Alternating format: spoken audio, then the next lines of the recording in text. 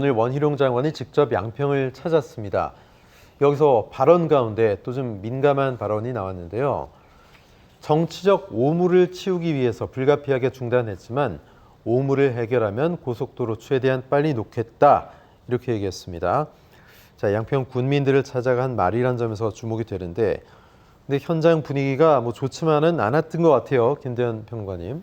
여기서 말하는 이제 정치적 오물이라고 하는 것은 아마 원장관 입장에서의 함의는 네. 아까 앞서 말씀드린 것처럼 야당의 그 무책임한 의혹 제기라든가 아니면 야당과 호흡하거나 아니면 연결돼 있는 일부 언론 매체들의 어떤 계속되는 의혹 제기 뭐 이런 것들도 아마 다 포함하고 있지 않나 생각이 드는데요. 저는 이제 원장관의 언어 선택에 기본적으로 조금 문제가 있지 않나 하는 생각을 해봅니다. 네. 현 정권에서 일단 인정을 받는 그야말로 뭐 소위 일타 강사라는 거 아니겠습니까? 그런 어떤 인정과 동시에 그걸 발판으로 해서 다음 정권 재창출의 기수, 간판 뭐 이런 그 마스크가 되고 싶은 그런 욕구를 상당히 가지고 있는 것 같아요. 네. 실제로 원장관은 뭐 차기에 도전할 것이 유력한 대선 주자 중에 하나 아니겠습니까? 자, 그렇다고 한다면 본인의 이 발언을 지금보다는 조금 더 정제할 필요가 있다. 무턱대고 강경한 발언을 쏟아낸다고 해서 이 다음 정권의 새 기수가 될 거라고 하는 것은 제가 볼 땐 좀 터무니없는 예측이 아닌가 싶습니다.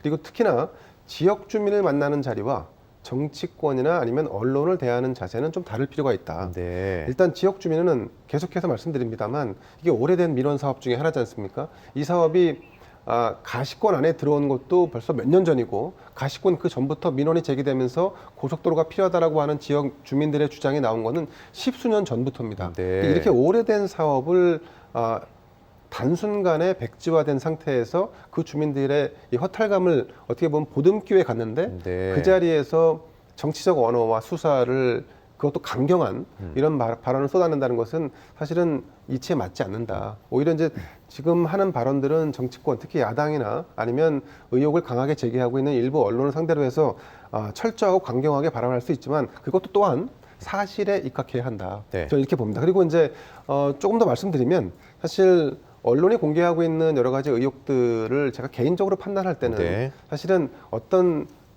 양면을 보는 것이 아니라 단면을 보는 측면도 없지 않아 있어 보입니다. 예를 들면 KBS가 공개된 문건 50건 중에 20건은 존재를 알기 어려운 비공식 문서라고 했는데 이거는 의심 어린 시선으로 바라보면 존재를 알 수 없는 비공식 문서라고 지칭할 수 있습니다. 하지만 사업이 구체적으로 시작되기 전 단계에 이를테면 여타여타의 사기업들이 올리는 모든 기획안 제안 서류들을 우리가 정부가 받아서 그걸 다 공식 서류화하지 않습니다. 그러니까 구체적인 사업이 진행돼서 그 사업이 원궤도로 올라갔다라고 한다면 네. 지금 지금 공개되는 모든 서류가 네. 공문서 중심이겠지만 지금은 그 전 단계이기 때문에 일부 예. 서류들은 공문서 이전 단계에 있는 서류로도 볼 수 있다. 네. 이런 점에 대해서 아마 원장관이 좀 하소연을 좀 하는 측면이 있는 것 같습니다. 예.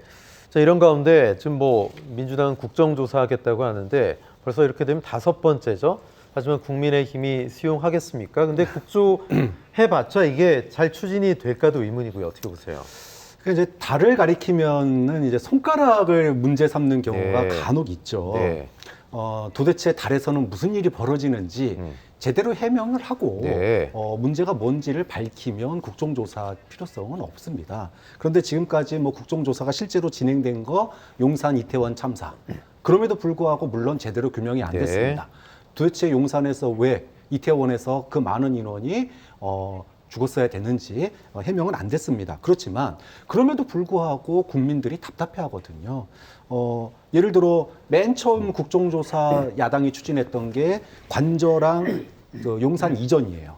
그럼 아직도 해명이 안 되고 있습니다. 국조도 물론 추진 안 됐지만 계류됐죠? 그렇죠. 네. 뭐 아직도 뭐 거기에 뭐 천공이 있었네 없었네 여전히 논란입니다. 네. 그리고 여전히 리스크를 안고 있어요.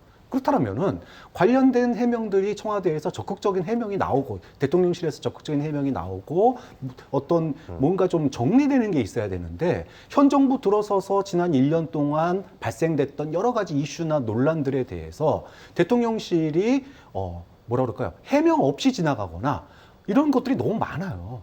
그러다 보니까 야당의 국정조사 요구가 많은 건데 네. 물론 뭐 국정조사 만능주의로 가면 안 되겠습니다만 네. 좀 더 대통령실에서 좀 더 책임 있는 해명들이 나올 필요가 있다고 봅니다.